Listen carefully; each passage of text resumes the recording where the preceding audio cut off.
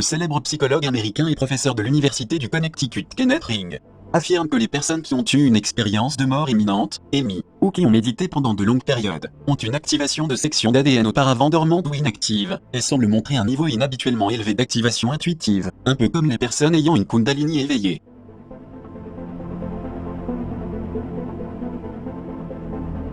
De même, lorsque le projet du génome humain qui a débuté en 1990 s'est achevé en 2003, plus de 400 scientifiques du monde entier ont fait un grand pas en avant dans la compréhension du fonctionnement du génome humain.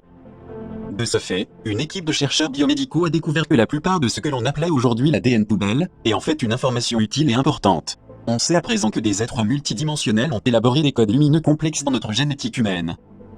En fait, il est essentiel que les gènes humains fonctionnent car c'est ce qui régule leur activité. On en conclut maintenant qu'environ 80% du génome est actif. C'est-à-dire qu'il contient des éléments liés à un certain type de fonction biochimique, jusqu'à un total de 120 tâches différentes.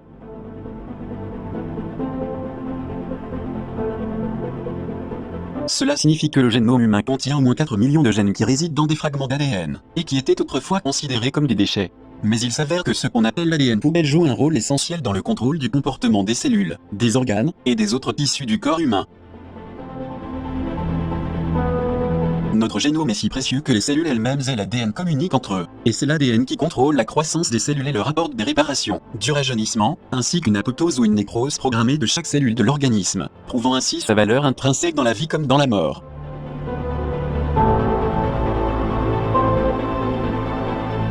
Ewan Bernet, coordinateur du projet et chercheur à l'Institut européen de bioinformatique de Wrexham, en Angleterre, a déclaré lors d'une conférence de presse tenue au Musée des sciences de Londres que les gènes fonctionnent grâce à de l'ADN poubelle.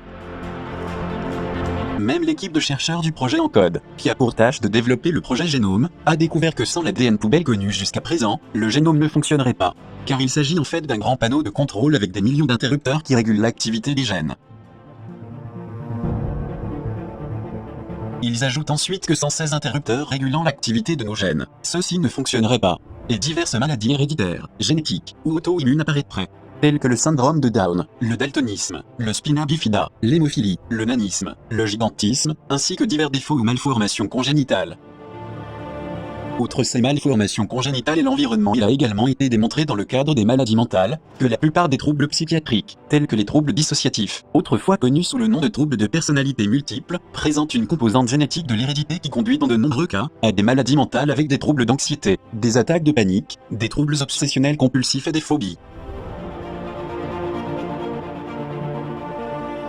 Et en ce qui concerne l'atmosphère environnante, avec un virus non mortel bien connu, qui nous est laissé en héritage par l'élite et ses gouvernements fantoches, il est prouvé que de plus en plus de personnes sont gravement affectées par les changements dans leurs habitudes de sommeil. Elles ont de graves difficultés à dormir ou à se concentrer. De même, les problèmes de santé mentale s'aggravent tels que la dépression, la tristesse, le désespoir, la peur irrationnelle, et le syndrome de stress post-traumatique.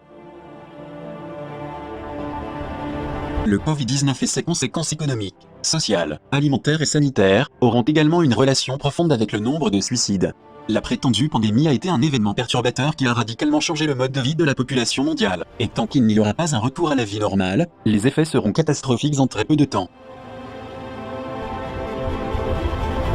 C'est pourquoi, dans ce changement de plus en plus perturbateur, il y a l'isolement social, les masques obligatoires, les problèmes économiques, la peur de la contagion, la perte de l'emploi et des proches, ainsi que le stress post-traumatique qui s'ensuit. Autant de circonstances qu'une grande partie de la population ne sera pas en mesure de surmonter. D'autant plus que la plupart des gens auront des problèmes de santé mentale, car l'anxiété a augmenté, et pour ceux qui avaient déjà des troubles mentaux, les choses sont loin de s'améliorer.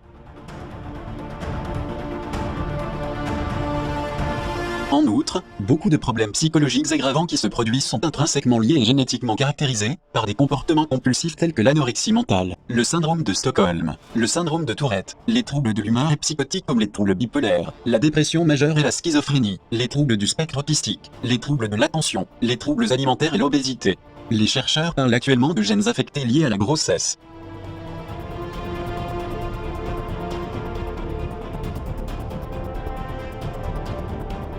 Ces troubles mentaux graves, en plus d'affecter la population en général, sont également en augmentation, et le nombre de suicides parmi la population jeune a augmenté de façon exponentielle ces derniers mois.